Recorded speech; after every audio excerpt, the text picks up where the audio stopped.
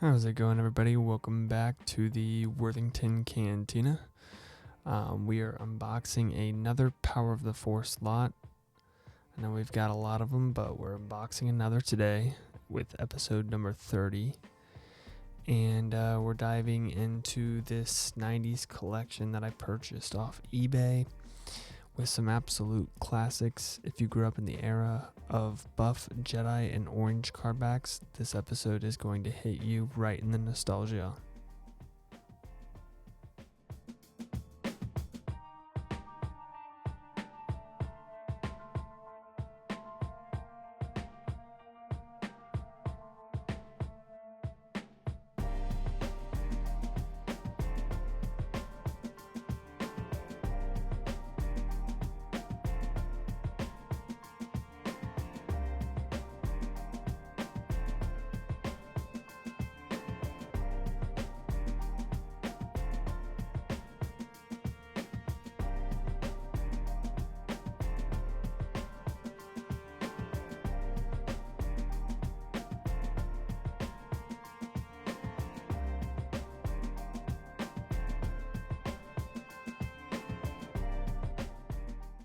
So first up here we have got the Hoth Rebel Trooper from Star Wars Empire Strikes Back. This is peak 90s Kenner sculpting, bulky arms, wide stance, and that classic determined facial expression. The winter boots look great, nice sculpted folds in the jacket, and solid detail on the goggles and helmet. The blaster is simple but sturdy, and honestly these older weapons feel way more durable than modern releases. For army builders, this one is a great figure for that.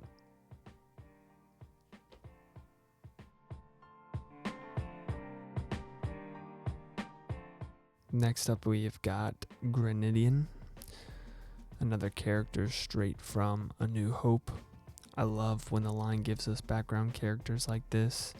The all black uniform or outfit that he's wearing is pretty neat.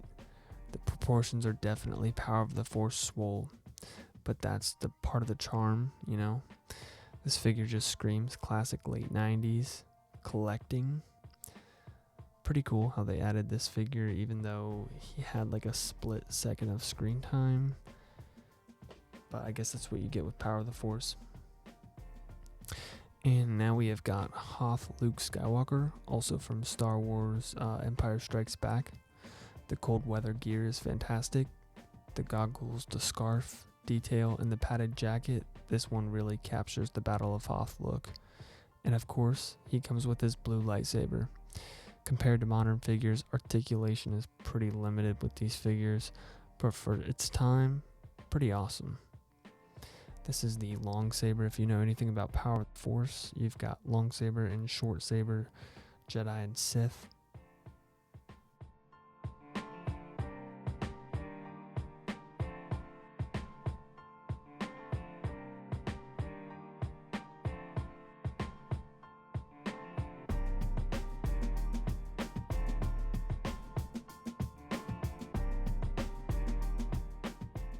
And here's a favorite. Grand Moff Tarkin, portrayed by the legendary Peter Cushing in Star Wars A New Hope. The likeliness here is actually pretty solid for the era. The Imperial uniform sculpt is clean and simple, and I love having key villains represented in this line. He's not overly muscular like some of the others, which is honestly accurate to the character. A must-have for any original trilogy shelf.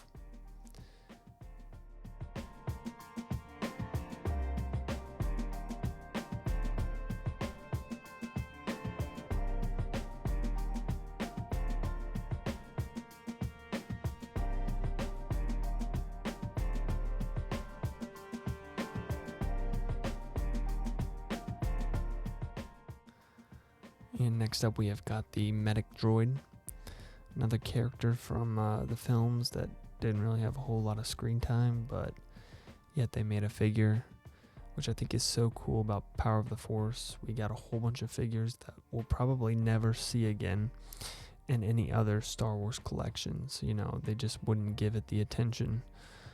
or the time or the money to make these figures again.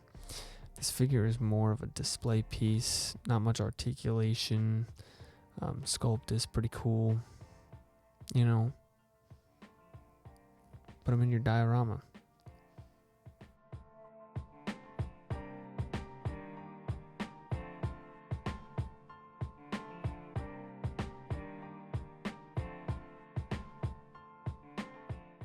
And last but not least, this is the figure from the collection that I am personally keeping, putting in my own collection.